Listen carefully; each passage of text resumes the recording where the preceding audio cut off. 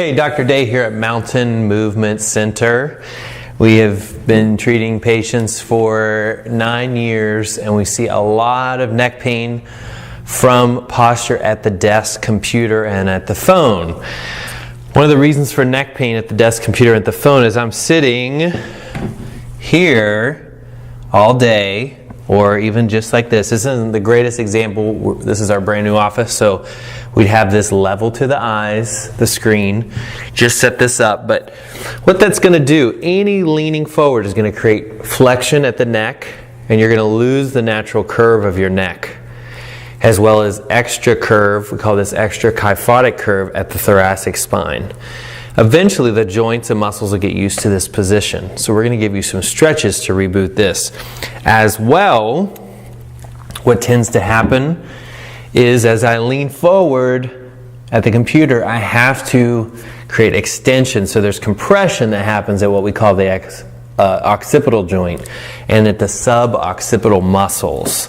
So we have this whole pattern that starts to develop. Compression, locking, hyperextension, we call it, of the occipital area, suboccipital muscles. The head goes forward, so we start to get tight sternocleidomastoid muscles. This comes forward. The muscles get tight here because now they're asked to become muscles that hold the head up all day. The chest muscles get tight. The biceps, even the forearm flexors from the typing position. There's some really cool research out there. So you can even get from just the typing, within a very short amount of time, the research shows that the trapezius activates excessively, and so does the breathing. The breathing starts to get more rapid. The diaphragm starts to turn off. Now, if these are tight, I always joke from the movie Thunderdome, 2 men enter, 1 man leave.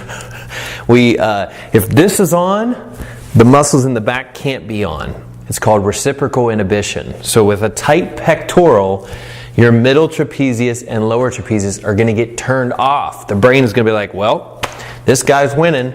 And so this flexion pattern is also from muscle imbalance. So we have diaphragm, we have tight pecs and forearm internal or arm internal rotators and flexors. We have a locked spine in this area and then way up high. We'll even sometimes get too much motion in the mid-neck.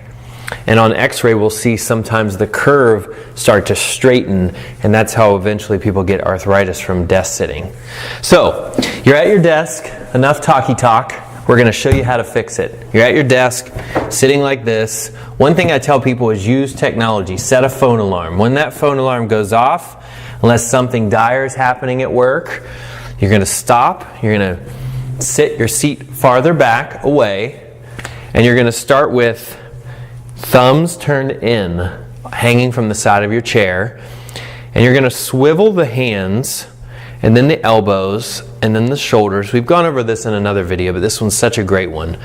And this is called Bruger. Dr. Bruger showed in his research what we're talking about. The scapular muscles turn off, these get tight, and the diaphragm's off. So rotating the hand, it turns all those muscles on. Then you rotate from your shoulder, and you drop your shoulder blades down.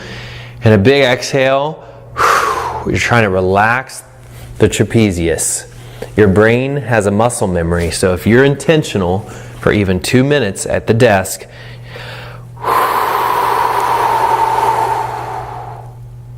so it all happens at once. If this is a bit much for work, if you're around a bunch of people and you can't do deep breathing, just rotate back and hold it. And do quiet breaths. But what we know is we want the diaphragm to go in as we're exhaling. I tell people to imagine there's a birthday candle you need to blow out across the room. That's going to activate the diaphragm. When people start to work for a long period and then there's stuff happening and phone calls and emails, the breath gets shallow. And that changes the oxygen to CO2 balance in your body. And that can tighten muscles as well. So we're going to re-regulate oxygen. And you want to feel the squeeze happening right here. So after you've done a couple sets of that, you can just hold it. in a stretching position. You're going to lift your sternum. In the next part, we went over in our chin tuck video. See the show notes for that video for more detail. We're going to tuck the chin and I'll just elongate it. I say imagine you have a marionette string attached to the crown of your head and you're lifting, okay? Lifting tall. And then as you're reaching in this Bruger position, you can go to the side. And this is the mistake people make with this one. They're reaching over too deep.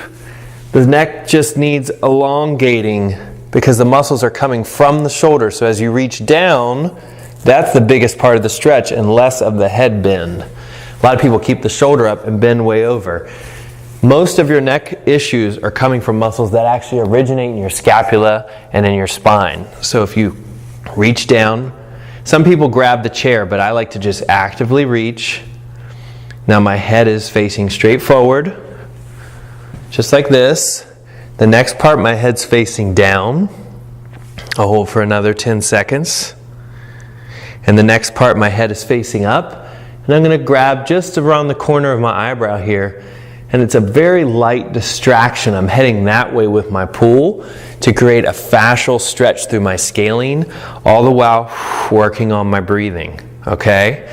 Now if you're able to stand up at the desk, I'll just show you here for the camera framing, but you can stand up. You can bring the elbows back. That's going to even better get the scapular muscles to engage with more breathing. The key with this one is don't throw your low back forward. It's mostly happening in the shoulder blade. And you can even do it here. And if you want to stand up, you can do it like this.